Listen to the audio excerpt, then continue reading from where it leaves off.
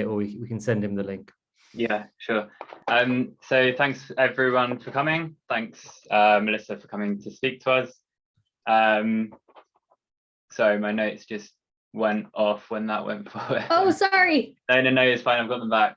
Melissa is an assistant professor at the University of Cincinnati. Her research focuses primarily on epistemological issues in the philosophy of science, with a specific focus on the use of models and computer simulations in astrophysics.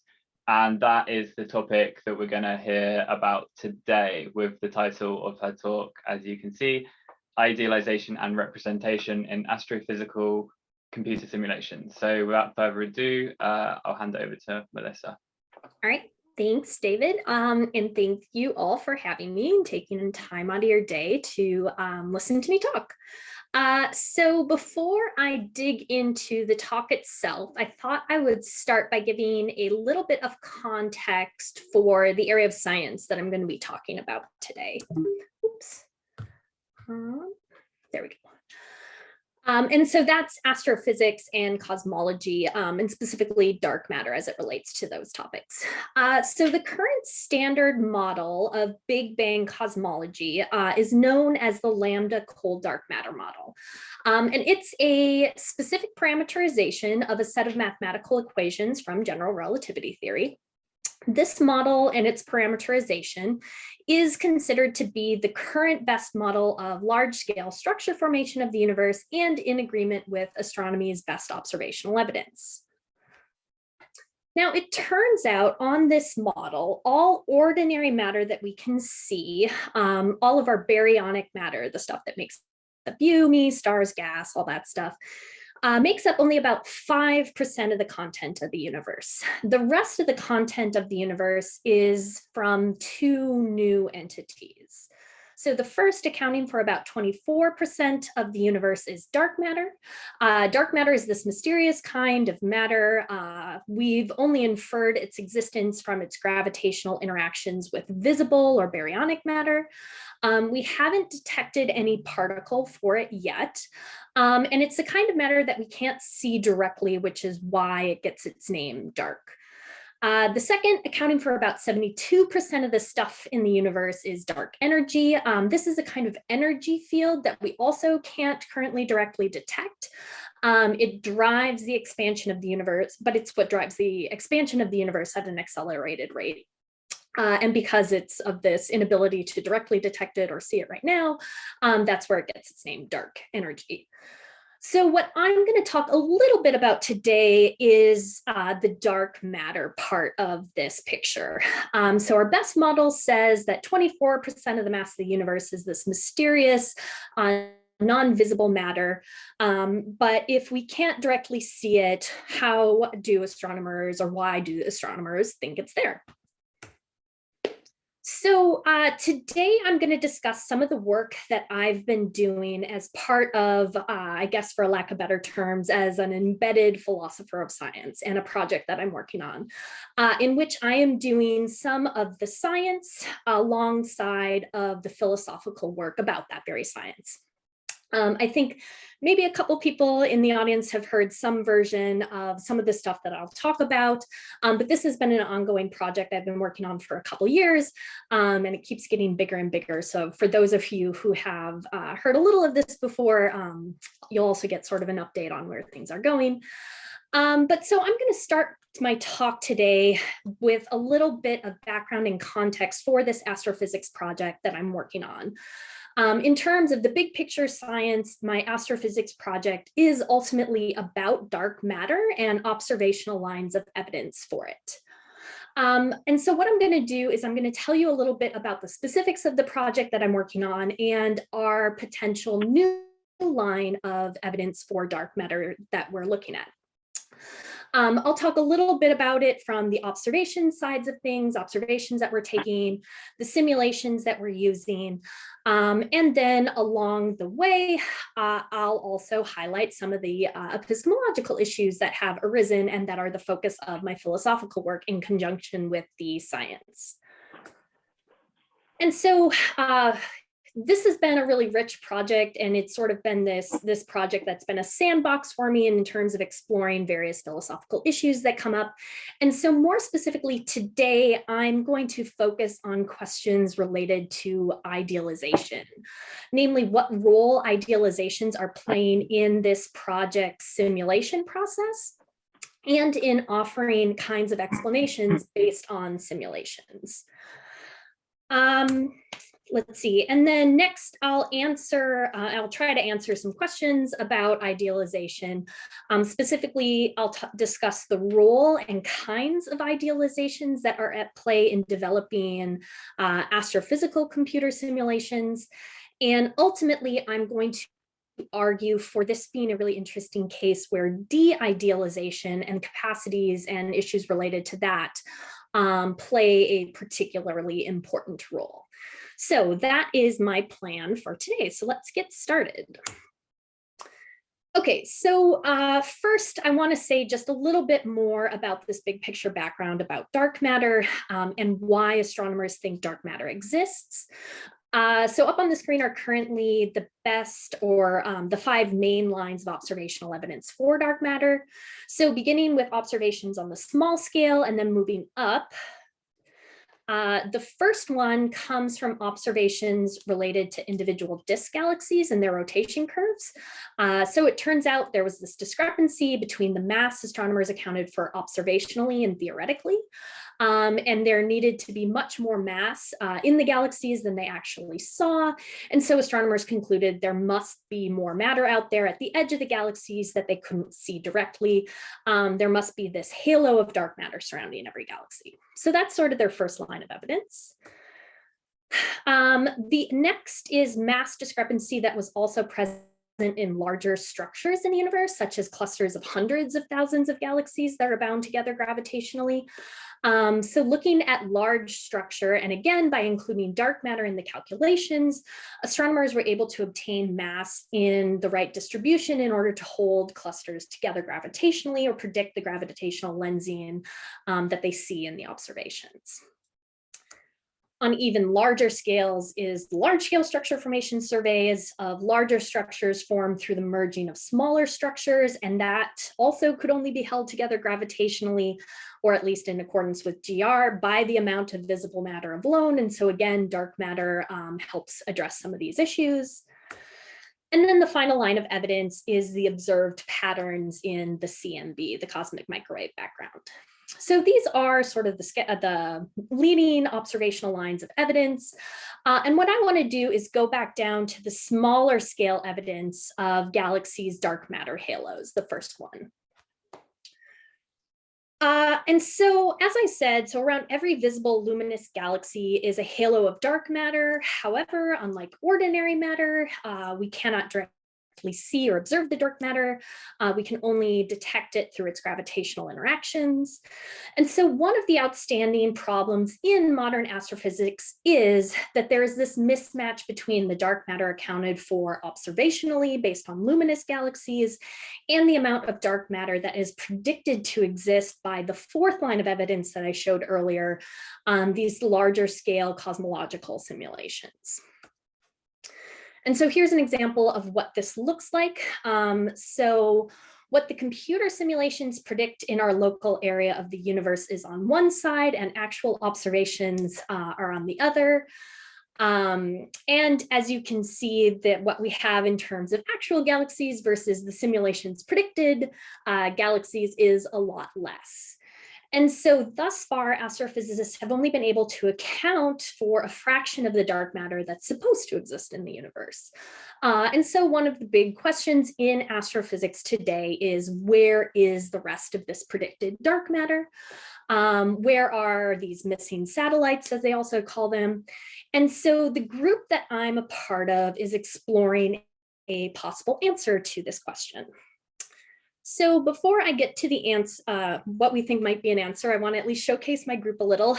So my group is very interdisciplinary, and a lot of the work I'm going to be talking about is really, truly collaborative. So I feel like I need to give due credit to all of my lovely collaborators. So as I said, I consider our lab to be doing embedded philosophy of science, in that we're both doing the science and the philosophy at the same time. So I have some undergrads from astronomy working on my projects. A lot of the work I'll actually be talking about today is becoming collaborative work with my graduate student, Walt. And then we also have some additional senior collaborators, including a very senior prominent astrophysicist, Barry Medor, as well as a citizen scientist, which I'll talk a little bit more about later. So this is the research team. So as I said, one of the critical assumptions in the missing satellites problem is this coupling of dark matter to baryonic matter. So the working hypothesis that we are going with is what we are calling our dark galaxy hypothesis. So while the missing satellites problem suggests that dark matter halos always have a luminous component, we're exploring possibility that that might not be the case. Our working hypothesis is that at least some of the missing dark matter is in what we're calling dark galaxies, that is pure dark matter halos that have no visible baryonic matter, either because they lost it very early on or they never even acquired it in the first place. So of course, there is a question then of how could such a dark galaxy be found, given the assumption is that dark matter is not directly observable. We only observe it through its gravitational interactions with baryonic matter. Our proposal is that some of the dark matter galaxies can be found by their effects, and we'll use dark matter's ability to interact with visible galaxies by gravity as either a marker or a signature. So this is our hypothesis.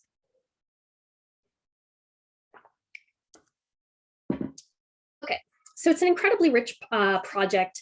On the science side of things, part of what we're doing is we're developing various astronomical catalogs. We're trying to do observations and simulations. We're also doing a little bit of public engagement and outreach through films and activities.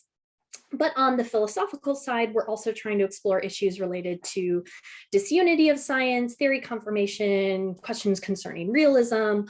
But as I said in this talk and today, I'm going to focus on a set of questions that I'm the most interested in right now, related to the inferential and explanatory power of computer simulations. And so what I want to do is highlight a little bit about why I think getting a better understanding of how computer simulations are developed and how they gain their epistemic status is so important to the larger scope of this project that we're working on. And I think it's due to one of the methodological challenges that you're up against in astrophysics. So by its very nature, astronomers cannot perform experiments on their systems of study, namely stars and galaxies. There isn't anything you can actually interact with directly. Astrophysics can't, for example, take a real galaxy and see how it evolves over time. They can only observe what's already happened. So that is to say, it faces an observation-based epistemic challenge. The subjects themselves cannot be manipulated experimentally in any capacity, really. There's also this issue connected to sparseness of data, that is that we only have one snapshot of an object that's under investigation. And so while we can obtain a variety of data about a single object in a variety of the electromagnetic spectrum, for example, we don't have access to watching these systems evolve over long time scales. And so how astrophysics gets around this fundamentally is by bringing in computer simulations in order to better understand these systems. And so in the case where there is little to no direct access to these kinds of things, incorporation of what one does have direct access to is critical. Secondly, in astrophysics, we're often trying, we're also trying to model systems in the entire universe or a single galaxy, and these are fundamentally very complex systems. So astrophysical's computer simulations in particular need to need to pay attention to and need to consider the approximations and idealizations that they're making, and if any of those are in fact warranted, how they're handled, how they're mediated, and how the simulations, in light of those idealizations and approximations, gain their epistemic status, and then are capable of offering things like explanations about real-world systems. So I think that this is a particularly important case to think about the role of idealizations, and to think about if idealizations in astrophysics are carefully attended to, or if they are more similar to something that Angela Potocznik refers to idealizations as rampant and unchecked throughout all of the scientific community. So to examine these concerns, I want to compare this project to a recent account of idealization and the aims of science that's offered by Angela Potocznik.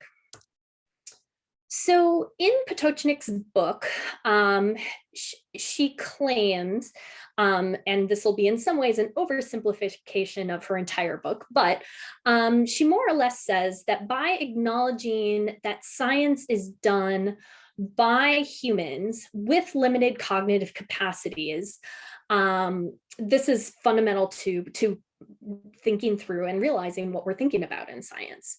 And that scientists are trying to investigate incredibly complex systems. And so as a result of this, idealization is often widespread, or as she says, rampant and unchecked.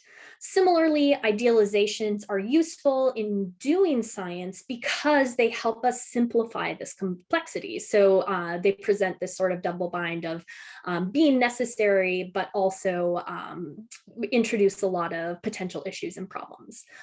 And so I think in the story that I'm about to tell you about the astrophysical project that I'm working on, we see clear similarities to 3 points of hers. So namely that science is best characterized as the search for causal patterns, dependencies between factors revealed under manipulation, and which causal patterns emerge is going to depend on our representational choices. So I think we're going to see part of that coming out in play in just a few minutes. I think I also agree with a point of hers that she makes that scientists rely on idealizations in order to detect various causal patterns and to investigate those. And that idealization's positive representational role is to indicate the nature of a factor's relevance to the focal causal pattern. But I think there's going to be one important difference to Potocznik's account that comes out through what I'll be looking at. And that's that she thinks that since idealization is inherent to scientific representations and explanations, we shouldn't hold out any hope for de-idealizations. And I think the case that I'm working on is important or is going to be different from her account in that it's a case where de-idealization actually ends up playing a crucial and important role in terms of offering kinds of explanations. Okay, so that's some precursor about some of the philosophy that I'm trying to pay particular attention to and try and think through in, as I said, the sandbox of my astrophysical project. So let me turn to some of the astronomy now. So as I mentioned, astrophysics is in some sense confined to snapshots. And here are some of these beautiful snapshots. There's sort of pictures of what a galaxy normally looks like, spiral or elliptical galaxies. Here are some more snapshots. These galaxy structures are called ring galaxies. And it turns out that galaxies of this shape are actually extremely rare. These shapes are not natural in the way that spiral or elliptical galaxies are in astronomy, but that these are collisional ring galaxies, and they get their ring shape only when a galaxy undergoes a near head-on collision with another galaxy of exactly the right mass. So these are some of my favorite ring galaxies. Here you can see one of the ring galaxies. This is what collided with it. This is another one called the cartwheel galaxy. This one I think is my favorite because you can literally see the galaxy mid-collision, which I think is just really beautiful. So these are some ring galaxies. So astronomers have known about ring galaxies for some time. As far back as 1976, they were able to use computer simulations as a tool to understand how these rings got their shape. For these early simulations, the goal was really just to produce general how possibly accounts of how galaxies got their shape. They chose masses of various size to be the critical feature of investigation in their target systems, as well as the angle of collision. The masses of the galaxy and the angle were varied to a bunch of extents to see and determine under what conditions you get this necessary or what conditions are necessary to get these ring shapes. They didn't need to capture every trajectory of every particle. They're just looking for the general causal patterns, essentially. And so here it's evolving over time. Here's galaxies just as a cluster, but then as the other object comes through, it creates this ring galaxy shape. Here's just another little visual about what this looks like as well. Now, of course, these are from 1976. They've obviously advanced quite a bit since then. So here's another more modern simulation. It's a collision between an elliptical galaxy and a ring galaxy or a spiral galaxy. So this up in the upper corner is the actual observation from a telescope, the snapshot, if you will. And so what's going to happen here on the right is based on information astronomers could get from the observations, recreating the simulation based on those various parameters. So you often have your galaxy just sort of out there rotating, then comes through a collider. It goes through and essentially makes the ring galaxy. And then after a few rotations, it dissipates with time. All right. So here are two more ring galaxies, and these two happen to be almost identical in structure. Now, most ring galaxies have a clear companion, that is another galaxy that collided with it and as a result created the ring. On the right is ARP 147 and its companion. However, in looking through catalogs of peculiar galaxies, there's a handful of galaxies or ring galaxies that have no clear companion. So on the left is 2 Zwicky 28. This is a ring galaxy that has no visible companion. You might think it's some of the other things in this image, but let me assure you, none of those are what collided with it. They are far too far behind in the actual picture to be its companion. So given that the current explanation is that the only way these ring galaxies form is and get these shape is by undergoing a collision with another galaxy, our team is exploring the hypothesis that 2 Zwicky 28 also underwent a collision, but its collision was with a pure dark matter halo, and hence why we can't see its collisional companion. Our goal is through obtaining various observations and trying to simulate the variety of ring galaxy conclusions or collisions, we'll be able to say if this ring has the right signatures for a collision, and then also perhaps predict where in that image its dark matter galaxy collider is residing. Okay, but given all we have is access to these snapshot observations, where does one even go from here?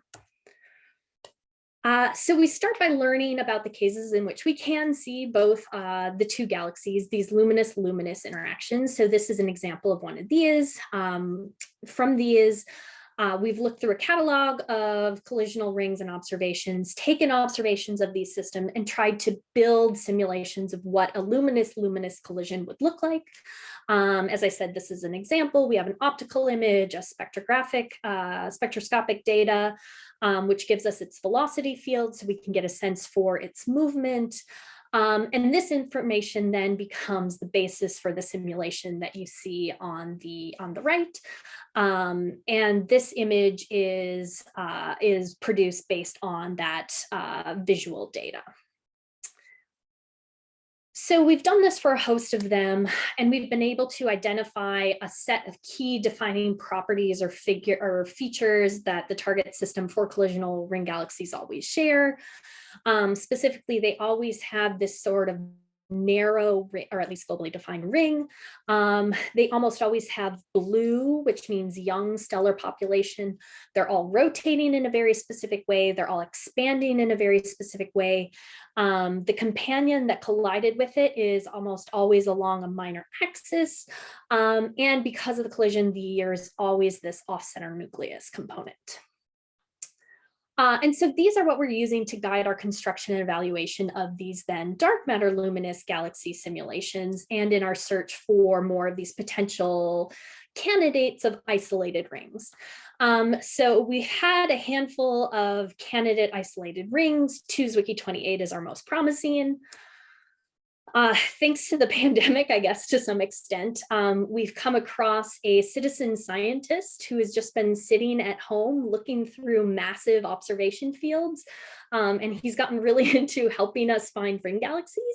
So essentially, he is going through manually massive scans of the sky and finding us all of our ring galaxies that he can possibly find. So here is a very small subset of brand new additional ring galaxies that we found thanks to him. I think we are at somewhere between 2,000 or 3,000 new ring galaxies because of this citizen science contributor, and has been keeping my undergraduate students very busy.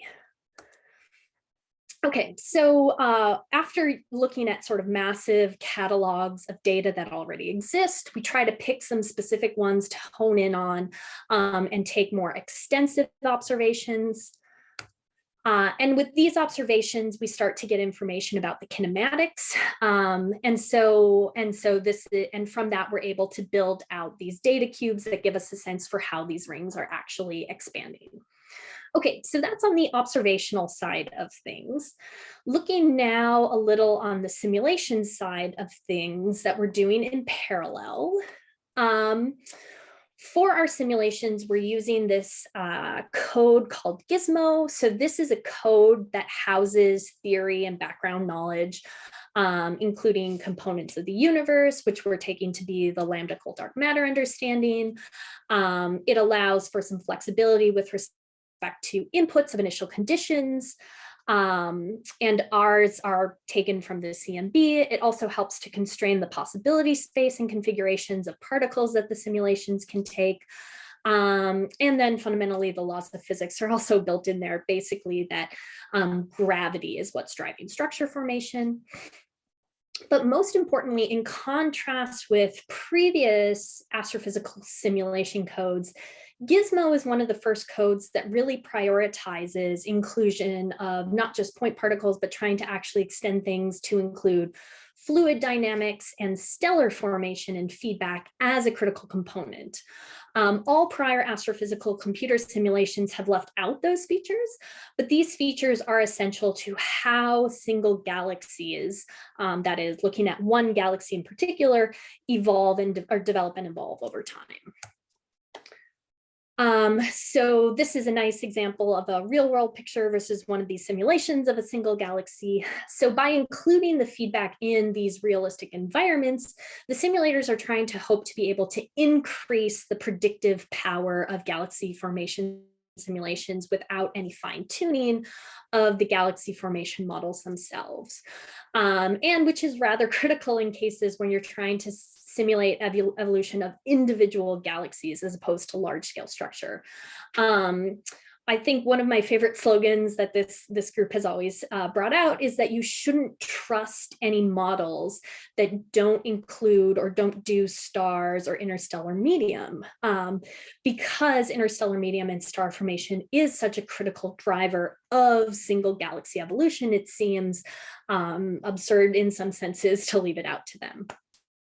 And so our motivation in using GIZMO is that it also has this capacity to do this single galaxy modeling really well, in some cases better than the large scale structure, which doesn't really pay attention to these fine bits. It's also more capable to include fine control over parameters that might influence these kinds of individual galaxies. So for example, we can turn on and off different properties in the system, and even modify what kind of dark matter is being used in the simulation as well.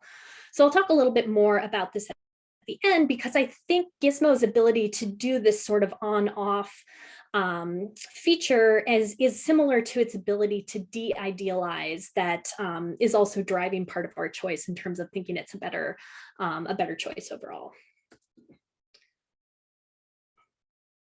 Okay, so the first task in developing these simulations is simulating these individual galaxies that undergo the collision. And so in constructing the galaxy, there are a number of parameterizations that go into the simulations, and I think ultimately ground the simulations in terms of its trustability and various things along that aspect, because it's based on so many actual observations. But these include things like stellar mass size relation, bulk to disk ratios of target galaxy, gas fractions, gas scale length, various features about the dark matter halo profiles and other mass to light ratios.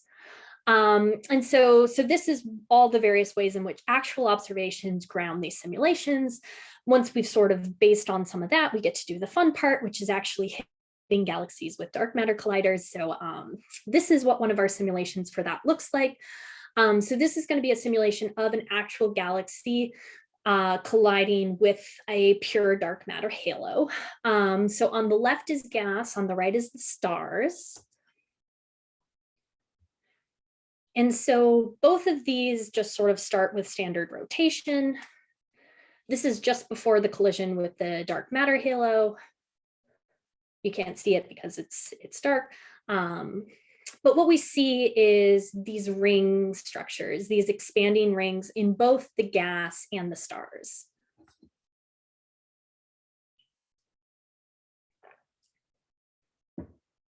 And then it just starts to dissipate at a point.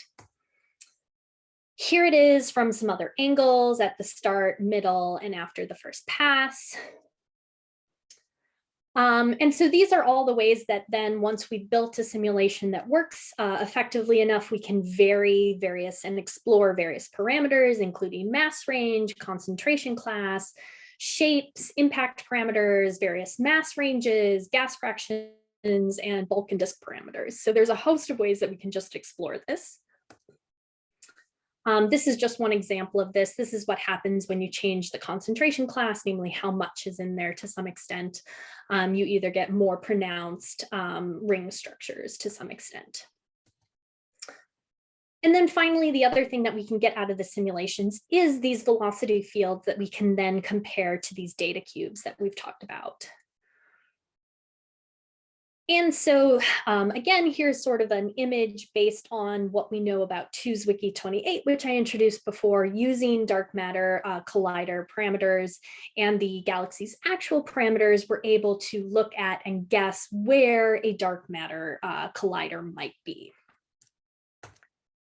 And then similarly, we can also then go back and compare that to the observations and the velocity fields that we actually got. Okay, so that's what's going on in terms of the science. What I want to do is now return to some of the questions that I raised at the start of this talk.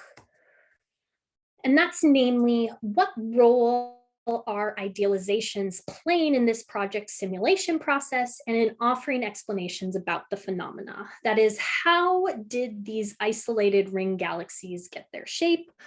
I want to try to answer this question by breaking it up and looking at it from 3 different parts. So I first want to return to the comparison I suggested at the start of this talk with Angela Potocznik's work and the connection between idealizations and, I guess what I'm calling for fun alliteration is idealizations and names of astrophysics.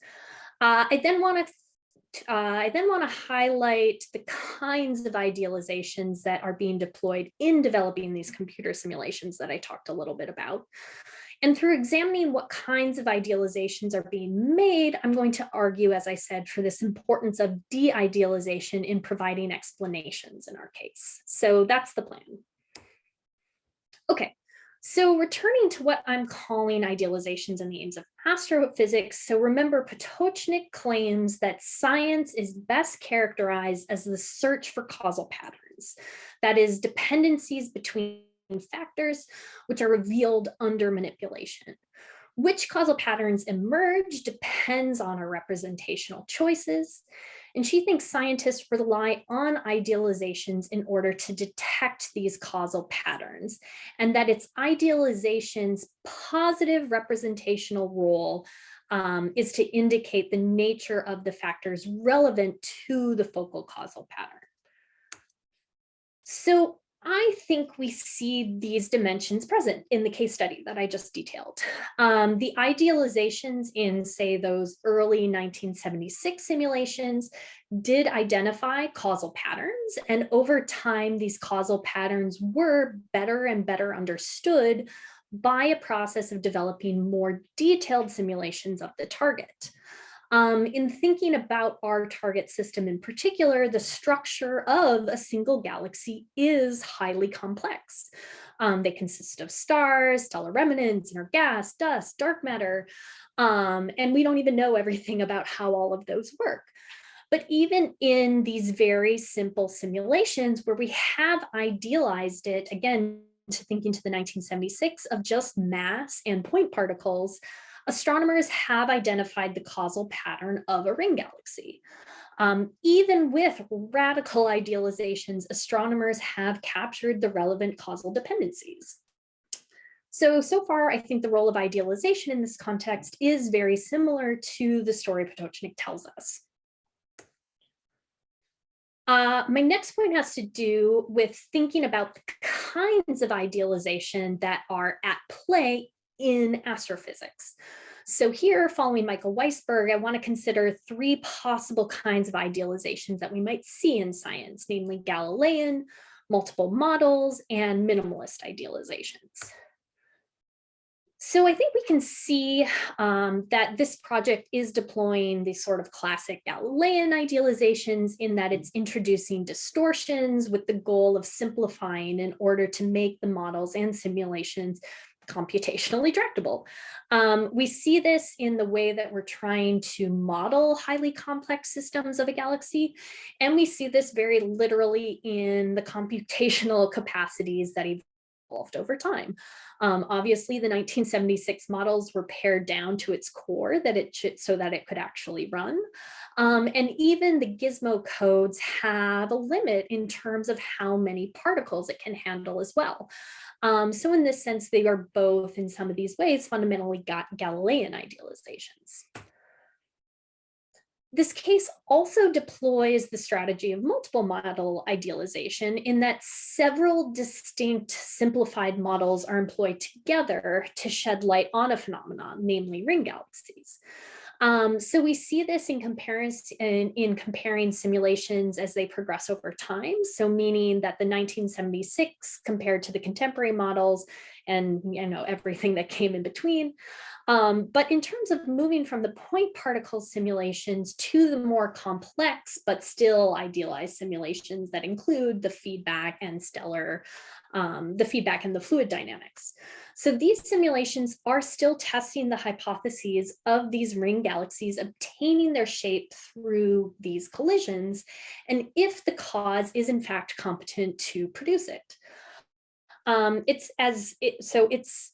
It is through different kinds of idealizing assumptions about the basic physical processes involved in the ring galaxy formation that they were able to determine under what conditions these ring galaxies were formed, and also in understanding more of the complexities going on in them. We also see this if we look at just the GIZMO-based simulations. So as I mentioned, a step in this process for us has been changing the parameters in our simulations and exploring what impact these have on the collisions. And I think this should also be thought of in this sort of multiple models idealization sense.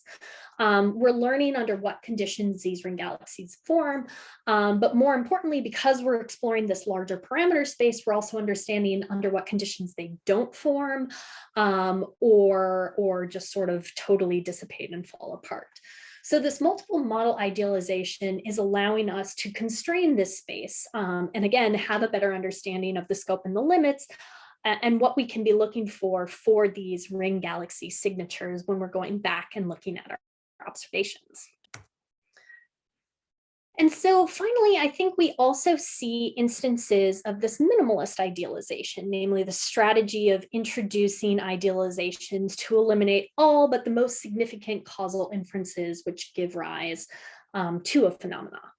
So the earliest ring galaxy models demonstrate the strategy of minimal idealizations, I think, the clearest. They include only the factors that make the difference to the occurrence or the character of the phenomena in question, namely mass ratios, angle of collision in our ring galaxy case. Additionally, the later models also extend this by exploring if there are any other additional causal inferences that could give rise to this phenomena. Again, starting to include more aspects related to gas or stellar feedback and things of that variety, perhaps changing maybe not the general ring structure, but perhaps some of the more subtle features in a ring galaxy. But I think this also leads me to my third point, namely the importance of de-idealization in this project. So in a recent paper by Nutella and Morgan, they specifically examined the role of de-idealization in science. So they suggest that the implicit view in the idealizations literature is that idealizations involve some kind of reversal or reversible process. However, part of their goal and what they argue for in their paper is that de-idealization shouldn't just be understood and isn't this simple reversal. And part of what they try to do is develop a menu of other kinds of processes for de-idealization. So it's not just, reversing it or adding things back in. It's often more complicated. There are these other processes involved, namely, you can understand de-idealization as recompositing. So that is reconfigurations of the parts of a model with respect to the causal structure of the world. Reformulating and concretizing. So this deals with the issues of representing and focusing on two different sides of abstractness in models, namely they're either symbolic or conceptual formulation. And then the fourth is situation, which addresses the applicability of models to particular situations, concerned with not just how a model can be idealized to represent some determinable target situations, but how such a process enhances their use in theorizing. So they primarily are looking at this from the perspective of economics models or econ models, but I've been wondering about the extension of these same kinds of de-idealizations to astrophysics, and in using this framework for thinking about the kinds of de-idealizations that are happening in the development of astrophysical models and simulations. So I think if we take Nutella and Morgan's suggestions seriously and thinking about de-idealization in this more complex manner, we see that the simulation codes that I talked about, for example, where they're flexible enough to de-idealize representations, plays a very specific role in reasoning about the results in the context of astrophysics. It's these de-idealizations is where a lot of the argumentative power lies in using simulations to connect this vast array of astronomical observations and phenomena to cosmologists' more global arguments. So let me just briefly say a bit more about that. So in thinking back to what we're doing in our project, part of what we're doing by deploying the GIZMO simulations is we're trying to explore formations of ring galaxies by adding back in features of the target system to the simulations that had originally sort of been had been idealized away. But that actually might be difference making. Again, thinking about the the stellar feedback and other dynamics. So it's in our GIZMO simulations that we've already learned about these structures through this de-idealization of our simulations, namely trying to get back in that stellar feedback, but it's not necessarily just as simple as a reversal process. It involves a whole new complicated process. As I mentioned, part of the code originally de-idealized stellar feedback, and some of it just omitted it completely. But on the scale of individual galaxies, stellar feedback is critical to how galaxies develop over time. So in this process of fleshing out these minimal causal models with these more concrete details and that started to include this stellar feedback, we started to get systems that had, again, different features. One of my favorite that I love is some ring galaxies have this spoke structure, and that doesn't start to appear in the simulations until you start to account for stellar feedback. And it is a prevalent feature, just not in the point particle based kind. So in looking at this from the context of our project specifically, I think the point that Nutila and Morgan make in their paper is that idealized models embed a scientist's theoretical or conceptual commitments about either a system or elements in the system, part of what we do in that process of de-idealizing is thinking about how conceptual elements can be de-idealized in these different ways for different sites and for different purposes based on what the scientist is interested. And this is just kind of the story that simulation code plays in astrophysics more generally on these scales. Namely, a group of simulators develop some code and different research groups put it to different purposes. And in this process, de-idealizing it for their context and for their goals. So with different research groups doing this, it's offering sort of this plurality tests of simulation codes too. If it works well for most groups, it adds to the power of the simulation codes more generally, connecting this vast array of independent astronomical observations to phenomena and to cosmologists' more global arguments that they try to make or embed in the code itself.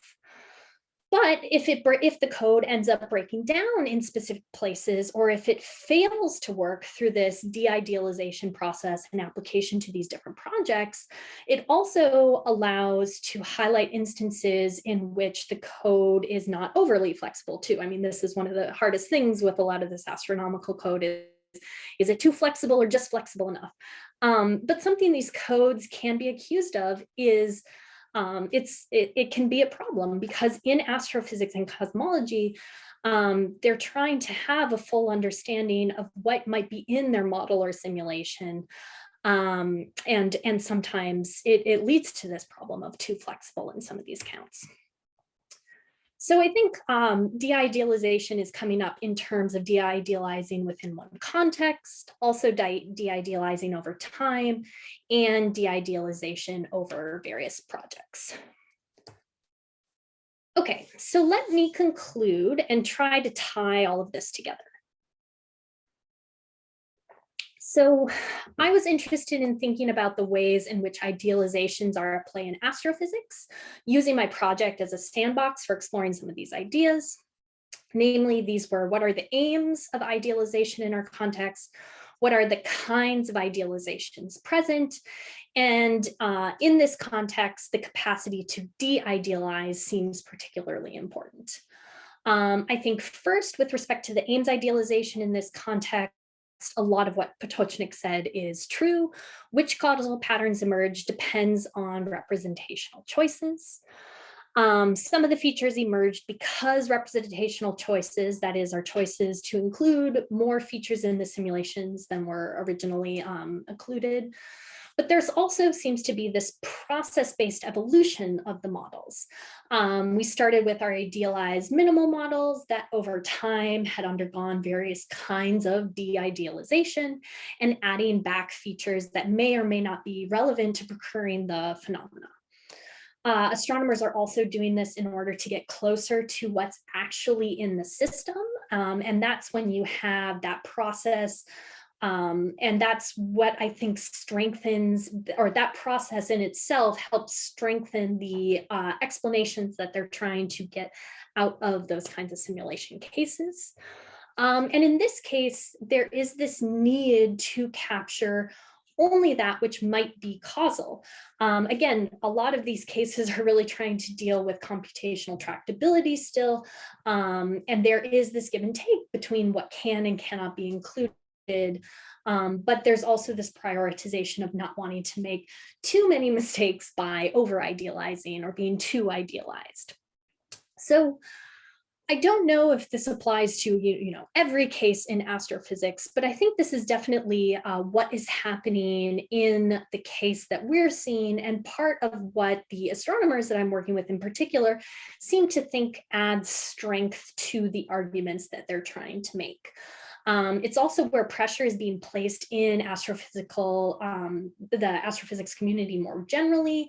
That is, models need to start including more features. They need to de-idealize to some extent, include that stellar feedback, because it's such a huge driver of individual level galaxy structures and causal mechanisms. So the simulations are developing those in order to account more observational features of the real world target system ultimately. And these features of the target system are added in, the accuracy and details of those simulations, they're trying to improve overall as well. And this development of complexity is also what provides those simulations some of their inferential power as well. All right, so that is my talk. I'll turn it back over to David. Thank you so much, Melissa. That was really interesting. If we can all give Melissa a round of applause. And should we take a 4-minute break up until 5:30 and then do the half-hour of questions? Okay, cool. So we'll regroup at 5:30 for questions. Hey, Melissa. Hey, James. Sorry I was late. You've been chatting with... Stop recording before James says anything inappropriate. Yeah. Too late.